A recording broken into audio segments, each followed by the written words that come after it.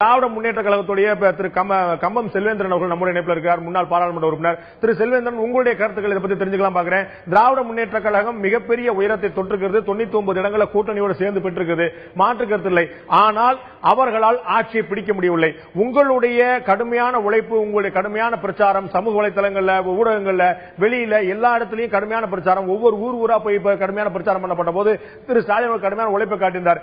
ஆனாலும் இந்த வெற்றியை பெற முடியவில்லை. 32 ஆண்டுகளாக ஒரே கட்சி திரும்ப வந்ததில்லைங்கிற வரலாறு அதிமுக பெற்றிருக்கிறது. அதிமுகவுடைய இந்த மறுமுறை வெற்றி பற்றிய உங்களுடைய பார்வை திரு செல்வேந்திரன். நாங்கள் எதிர்பார்த்த வெற்றியை அடைவதற்கு தொட்டுவிடும் தூரத்தில் வந்து முடியாமல் போய்விட்டது. எங்களுக்கு ஒரு வகையில் ஏமாற்றம்தான். இரண்டாவது முறையாக ஜெயலலிதா ஆட்சியை தக்க வைத்திருக்கிறார் என்பது 32 ஆண்டு கால வரலாறுக்கு பெரிய வரலாறு என்று நீங்கள் சொல்லுகிறீர்கள்.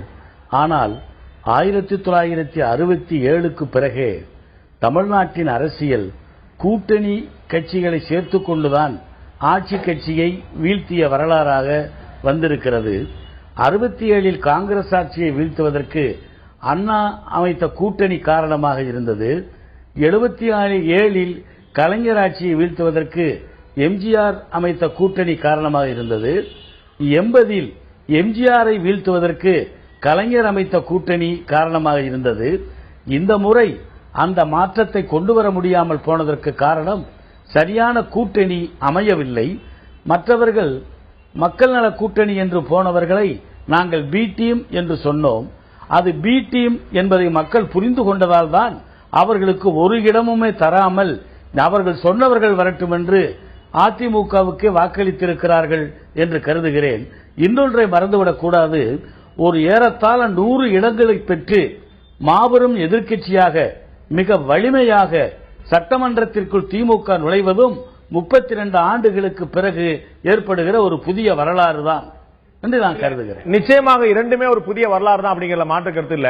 ஆனால் ஒரு மிக முக்கியமான விஷயம் கவனிக்க வேண்டியிருக்கு. இந்த இடத்துல மக்கள் நீங்க கடுமையா எல்லா இடத்துலயும் பிரச்சாரம் பண்ணிட்டு இருந்த போது திராவிட முன்னேற்ற கழகமோ திராவிட முன்னேற்ற தலைவர் கருணாநிதியோ அதோட பொருளாளர் திரு ஸ்டாலின் அவர்களோ எல்லா இடத்துலயும் சொல்லிட்டு இருந்த விஷயம், உங்களை போன்ற பிரச்சார பீரங்கள் எல்லாமே சொல்லிட்டு இருந்த விஷயம், ஆட்சிக்கு எதிரான அதிருப்தி அலை நிலவுகிறது, மதுவிலக்கை இந்த ஆட்சி கொண்டு வர மாட்டேங்கிறது, ஏழைகள்லாம் ரொம்ப பாதிக்கப்படுறாங்க, விலைவாசி உயர்ந்துட்டு கடுமையான பிரச்சாரம் மேற்கொண்டோம். அந்த பிரச்சாரத்துடைய ரீச் உள்ளபடியே நம்ம மறுத்த முடியாது. ஒரு ஆழமான தாக்கத்தை இந்த பிரச்சாரம் ஏற்படுத்தியது. இவ்வளவு பிரச்சாரத்துக்கு பிறகும் அதிமுக மீண்டும் தன்னுடைய ஆட்சியை 32 ஆண்டுகளுக்கு பிறகு தக்க வைக்க முடிகிறது என்று சொன்னால் நீங்கள் எதிர்பார்த்த, நீங்கள் சொன்ன அதிருப்தி அலை இருந்ததா இல்லையா? நாங்கள் சொன்ன அதிருப்தி அலை இருந்தது என்று உண்மை இருந்தது என்பதற்கு ஒரு சான்று 23 இடங்களை வைத்திருந்த நாங்கள் 100 இடங்களை பெற்றிருக்கிறோம். அந்த 100 இடங்களுக்கு நாங்கள் வளர்ந்ததே இந்த அரசுக்கு எதிராக இருந்த மக்கள் உணர்வும் நாங்கள் இந்த அரசாங்கத்திற்கு எதிராக எடுத்து வைத்த குற்றச்சாட்டுகளும் மக்களை அடைந்திருக்கிறது என்றுதான் சொல்ல வேண்டும்.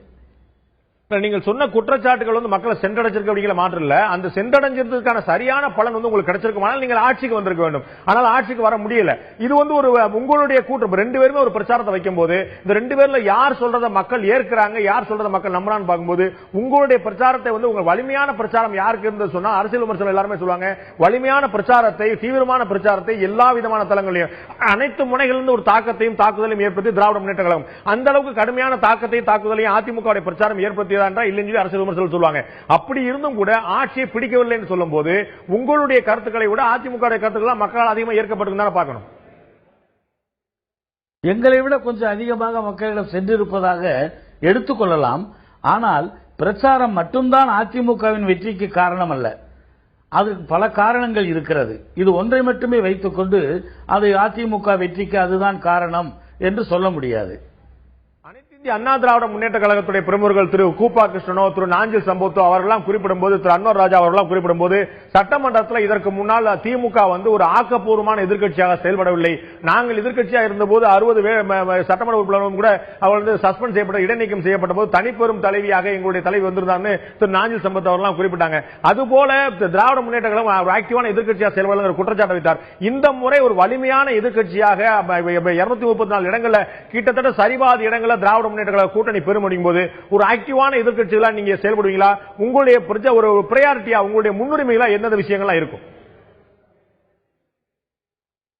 நாங்க சரியான எதிர்க்கட்சியா செயல்பட்டிருக்கோம் என்று மக்கள் நம்பினதனுடைய முடிவுதான் 23 இடத்திலே இருந்து 100 இடத்தை நாங்கள் எட்டியிருப்பது. இப்பொழுது ஒரு சரியான வலிமையான எதிர்க்கட்சியாக நாங்கள் சட்டமன்றத்திற்கு உள்ளே போகிறோம். தாங்கள் எடுத்ததெல்லாம் நிறைவேற்றிவிடலாம், அவர்கள் வைத்ததுதான் சட்டம் என்றெல்லாம் அதிமுகவை செயல்பட சட்டமன்றத்தில் விடமாட்டோம். ஜனநாயக மரபுகளை காப்பதிலும் சட்டமன்ற மரபுகளை காப்பதிலும் சட்டத்தின் ஆட்சியை தமிழ்நாட்டில் நிலைநிறுத்துவதிலும் இந்த அரசாங்கத்தினுடைய ஊழல் நடவடிக்கைகளை எதிர்த்து குரல் கொடுப்பதிலும் மக்கள் உரிமைக்காக சட்டமன்றத்திற்கு உள்ளேயும் வெளியேயும் போராடுவதிலும் திமுக வலிமையாக இருக்கும். நன்றி திரு கம்பம் செல்வேந்திரன், உங்களுடைய கருத்துக்களை உங்களுடைய நேரத்தையும் எங்களோடு பகிர்ந்து கொண்டதுக்கு நன்றி. உங்களுடைய நல்ல நோக்கங்கள் நிறைவேற எங்களுடைய வாழ்த்துக்கள்.